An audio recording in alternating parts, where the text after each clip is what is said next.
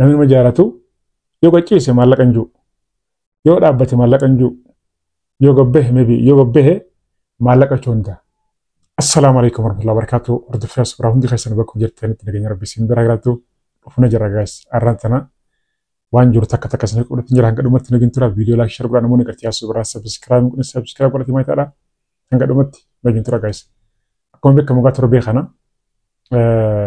ayyuudhaanis gartee akkasitti kunoo walitti buunee maal jirraa boksiidha ni jiramte yaa'iidha waan baay'ee taa ture garuu gaa nuti maatiidha akkuma isin jee ayyuunis gaa amallisiidha waan gartee anis bara jiroocha isinis baratanii jirtan jechuudha sanii wal qabatee torbee dabre akkasitti waan isin godhattu agartama viidiyoo isin gadhiisan ture sanboodallee gartee ammas kunoo araramna jirra achumatti walitti gaajannee sanboodaanis sosobee mala siidhaan hin beekocha bakka hunda deemtee namattee fala dhabnaan badiisidhaa bartee jechuudha.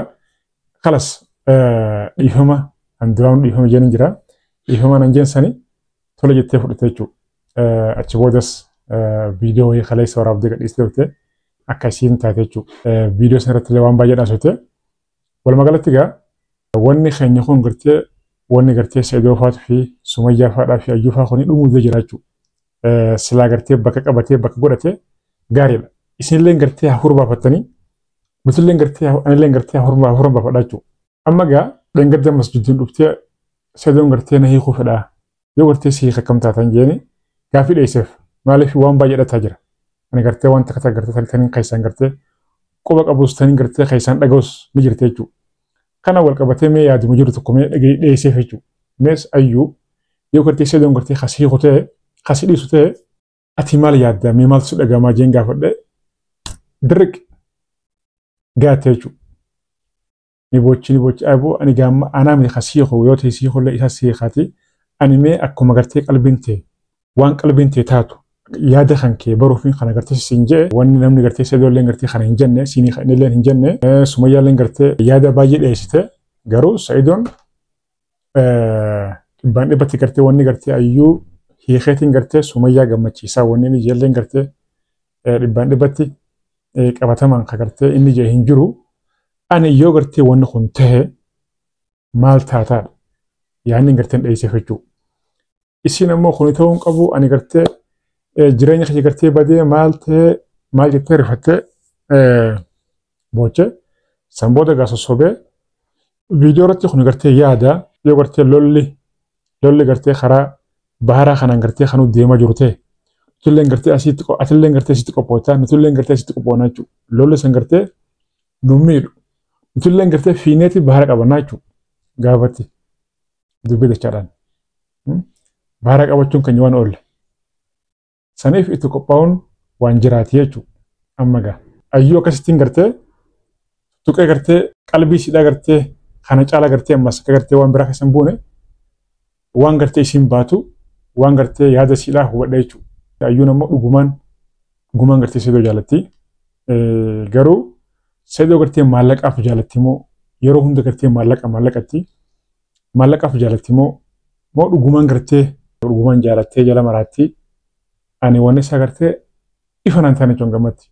Mee namni nama jaalatu yeroo hunda gartee maallaqa ciistu maallaqa ol kaatu maallaqa teessu maallaqa hay qiyama namni nama jaalatu yoo qaceese maallaqa hin jiru yoo dhaabbate maallaqa hin jiru yoo gabbehe maybe yoo gabbehe maallaqa chonda yoo gabbehe qaxqishoo way bitamire isin ammoo maallaquma jechuudha. Kanaa wajjin gartee ani yaaddoo nutti uume jira jechuudha.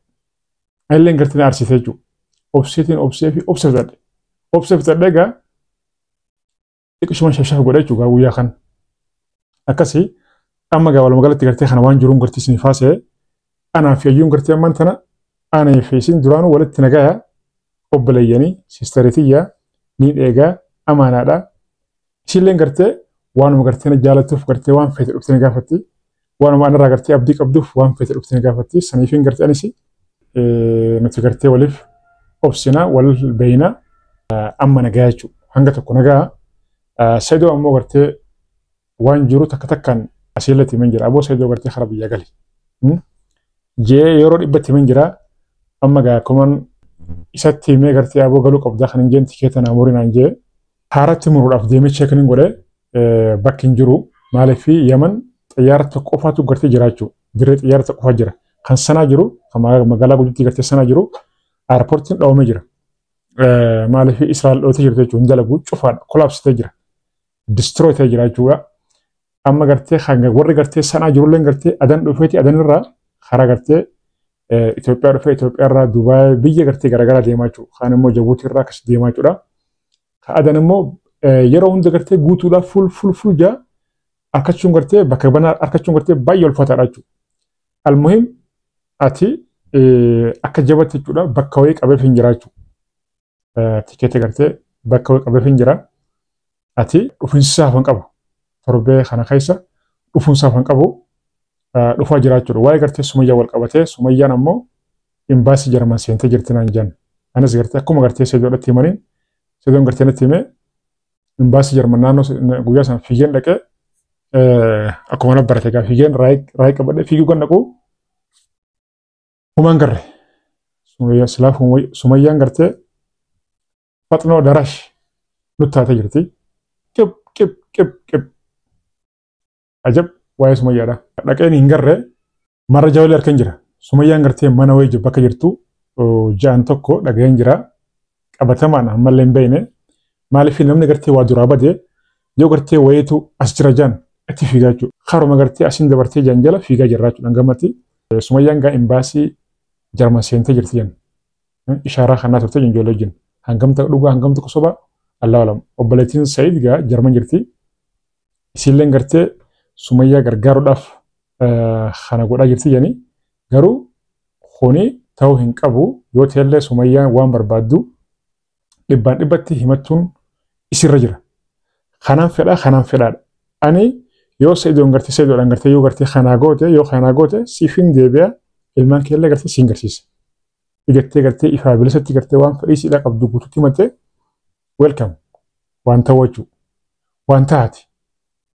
Garuu akkanumatti dukkana keessa fiiguu asiin fiiguu achiin fiiguun kuni sirrii miti jechuudha. Yoo gartee ayyuun gartee haanaa hiikamtuttillee mee faarmasiitiin gartee dirree baatee haa dubbattu. Silaafuu obboleettii qabdi ta'a Sumayyaanii ilmaan qabdi ilmaan sillee gartee shamaraa hanga ammatti Sumayyaan fedhii gartee ifii qabdu dhibbaan dhibbatti kana jettee hin himne jechuudha. Akkanumatti gartee ifillee rakkistee ilmaanis rakkistee Sa'iidoollee gartee rakkistee nullee rakkisaa jirti jechuudha.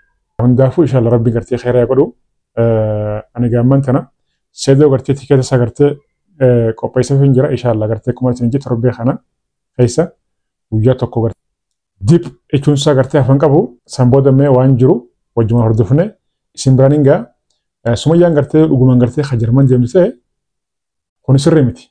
Ani ilmaan xixiqqaa kana gartee fuutee Jarman deemtee jechuun sirrii miti. San biyya san deemurra asumatti gartee dhukkee keessa hin galchuu isii dhawuyye. Asirraa Keeniyaa fa'aa deemu isa wayya. Keeniyaa deemtee ilmaan isiin gartee waan gaggaarii barsiifattee diin barsiifattee ni barsiifattee jechuudha. Almuhim ni barsiifattee. Garuu maaliif deemtii? Itoophiyaan biyyi teenyaa uumman tana fuuldurri isiidhaa ifaadha. Asuma teessee waan barbaadu san gartee kanaan fedhaa jettee yoo himattee waan san gartee ni goonaaf miti. Ani gama kiyyaan waan isin gartee kanaan fedhaa tusanii Sa'iidoo khalas waan Sumayyaan barbaadu gartee godhiifiti ilmaan kee kana wajjin walitti deebiitii nagaan jira obboleessoo nagaa feena ni gaha jee Sa'iidoo gartee dirqisiisee akka inni gartee waan Sumayyaan barbaadu sun godhu ni yaalaa jechuudha. Wanni isin gartee biyya namaa keessa fiiguuf hin jiru.